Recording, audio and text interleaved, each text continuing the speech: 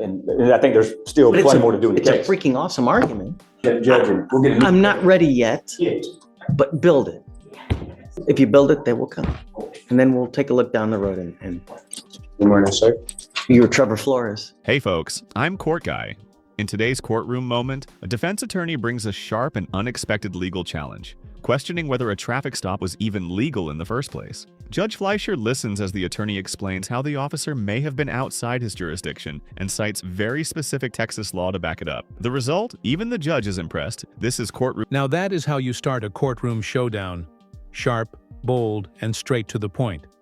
Questioning the legality of the stop itself, that's next-level chess, not checkers. What do you think? Solid defense? Or grasping at straws? Room strategy at its finest. All right then, let's get to court. Mr. Flores, you're charged with unlawful carrying of a weapon. You're facing up to a year in jail and or a $4,000 fine. We're going to do probable cause. You have the right to remain silent. Anything you say can or will be used against you. You have the right to have an attorney present. If you cannot afford one will be appointed to you, sir. Yes, Judge. Okay. Officers initiated a traffic stop after observing the defendant cross several lanes while failing to signal and almost causing a collision. Upon contact, the officers observed an odor of marijuana. The officers asked the defendant to step out of the vehicle and asked whether the defendant had marijuana. Hold up. A firearm in plain view and marijuana under the seat? That's not just bad luck. That's a checklist of bad decisions. Let us know in the comments. Is this a routine stop gone wrong or something deeper? Inside, the defendant admitted he did have marijuana inside as well as a firearm. During the search of the vehicle, the officers found a handgun in plain view on the driver's side floorboard, not in holster. And the officers also located 13 grams of marijuana under the passenger seat. Got it. All right, Mr. Flores, I'm going to find that there's probable cause to go forward with your case. Do you have a valid Texas driver license? Do you not? I have a SR22 in place. My license was suspended. Okay, you're not. This is more than just a traffic issue.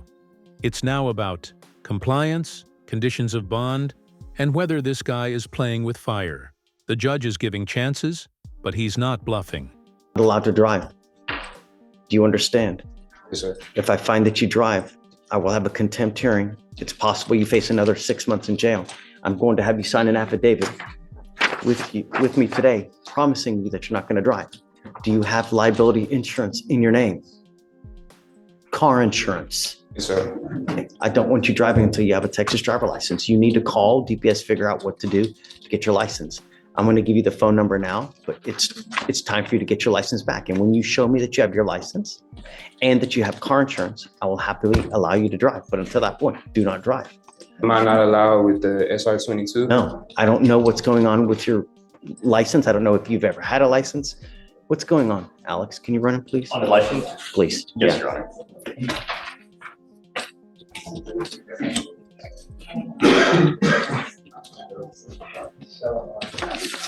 I mean, I can't give you legal advice, okay? But as it stands, until you have a Texas driver license and liability insurance, don't drive. I'm also ordering you as a condition of your bond not to be in possession of any weapons as well. Do you understand? This is a condition of your bond. If I find that you have a weapon, I'm going to revoke your bond. I'm going to put you in jail. You will not get any more PR bonds. Do you understand, sir? Yes, sir. How old are you? 26. What do you do for a living? High school football coach.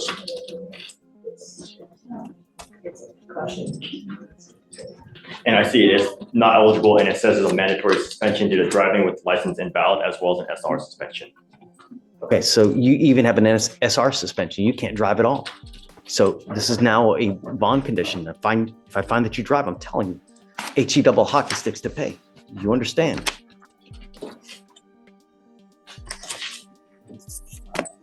So I'm not allowed to retrieve my weapon back? I'm ordering you now, while this case is open, not to have any weapons. Yes, sir. Okay? Here, Stephen, do you mind giving this to me, please? This is the number to the driver's license division to DPS. You need to call them in the morning to figure out what you need to do to get your license back. Don't call them at 9. Don't call them at 8. Don't call them at 1:02. You're never going to get through. You need to call right when the phone lines open, which is at 7 o'clock in the morning. You'll get through, give them your license number and ask them what you need to do to get your license back. Okay. Once you do, I'll tell you, I'll take this off, you know? Yes, sir. Did you want to apply for an appointed lawyer? Yes, sir. Okay. I need you to fill out an application for me. I'll take a look at it. And then assuming you qualify, I'll give you a lawyer today. I'm going to have you sign this agreement with me today that you're not going to drive. And I want you to understand, Mr. Flores, I take this so serious. Don't drive. If you drove here, you can't drive home. No, I didn't drive here. My father did.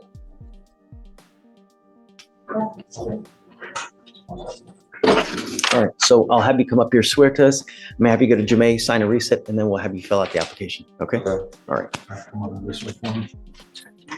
Bring a shared code book at the moment. We may have to have you look at a couple interesting things. Okay.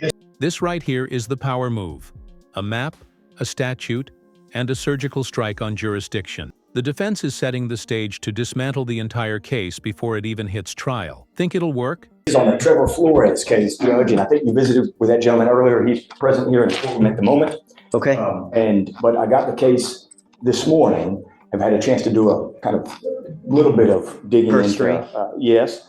And although we are still waiting for the bulk of discovery in the case, he's charged with unlawful carrying of a weapon following a traffic stop. And I've got a map that is kind of intriguing. I think you'll find just with the way it's drawn. But he stopped by an officer with the City of Bel Air Police Department, and may I approach to just show you this delineation. But this is, but he's pulled over going. I know the area on well. Northbound. He's pulled over going northbound on 610 as he, what is described as makes an unsafe lane change. So he's northbound on 610, wants to get on 59 to go southbound, is erroneously in the wrong lane going northbound.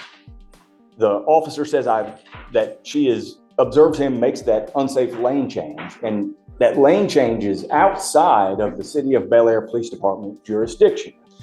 Now, we have a particular statute that governs whether officers can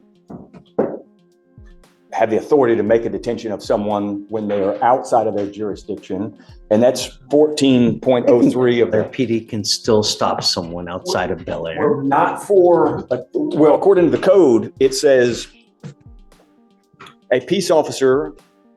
That would mean that any officer outside would never be able to do anything. No, that's incorrect. There's a very limited exception, and that's what applies in this case. So it says a peace officer who's licensed and is outside of the officer's jurisdiction may arrest without a warrant a person who commits any offense within the officer's presence or view, other than a violation of Subtitle C, Title 7 of the Transportation Code. So generally, any offense that an officer sees, he can arrest that person or detain them, as the way the code uses that term, arrest. He can detain that person. But when it's for a traffic offense, that officer is He's not required. arresting him for a traffic offense, though. Well, that was the basis for the stop. Sure. But the way the code contemplates arrest, it's any, and that's defined in, I think, in chapter 15. But arrest, as contemplated by the code, includes detentions. And so this officer doesn't have the ability, where that stop takes place, to make that detention. That officer could detain him if he saw him committing theft, could detain him if he saw him committing an assault, can't for a transportation So, code but violation. he stops him for whatever reason it is, right? Comes up to the car and he smells marijuana, Yes. right? Well, And that's then what- don't they even get a drug sniffing dog? Is this the one where they get a drug sniffing dog and they find the weed and, No, Your Honor, that's it. was that a different case? No, it's a different case, Judge. But the handgun, I believe, was. And here's the twist. Even if the arrest led to real contraband, the whole thing could collapse if that stop was illegal. Welcome to the wild world of Fourth Amendment warfare. In It was in plain view. No, I think it's, well, so I think what's alleged is it's in conjunction with possession of marijuana. And for purposes of just this limited PC question, not, my focus is solely the detention. I'm not. It's certainly crafty. It's great. But he's not arresting him for the traffic offense. Well, but I think we're looking at a limited scope of what arrest means. So I think you're looking at arrest as in So being you, I mean, arrested. you would be saying that really if he had committed an ag rob, right? Or Well, kidnapping, then even if he had kidnapped, like let's say he had a 2-year-old child in the car that he had kidnapped across state lines. Well, then, according to this, because he's in a different jurisdiction, then you couldn't arrest him on that kidnapping charge If too. he saw a kidnapping taking place, the officer could arrest him under that code. But what he can't do is when there's a traffic code violation, we don't allow for example, the El Paso Police Department to come to Houston and then sit on the street corner and arrest people for traffic violations. We don't allow them to make those stops. And that's what's at issue here, is a peace officer who's outside of his jurisdiction. The judge is pressing hard on the logic. If the code restricts traffic arrests out of jurisdiction, what about real crimes? Kidnapping? Assault? This debate is more than just legalese. It's about drawing the line between power and overreach. Jurisdiction able to enforce the traffic I code. know where you're going and I've seen it before, but I'm not. And we're looking at G1, Judge.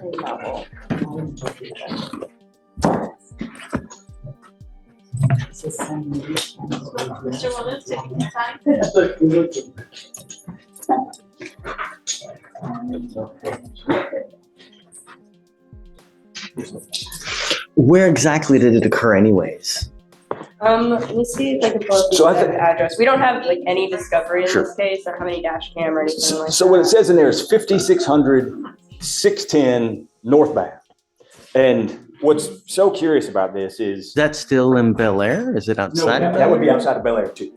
And going northbound, southbound lanes are covered in the city of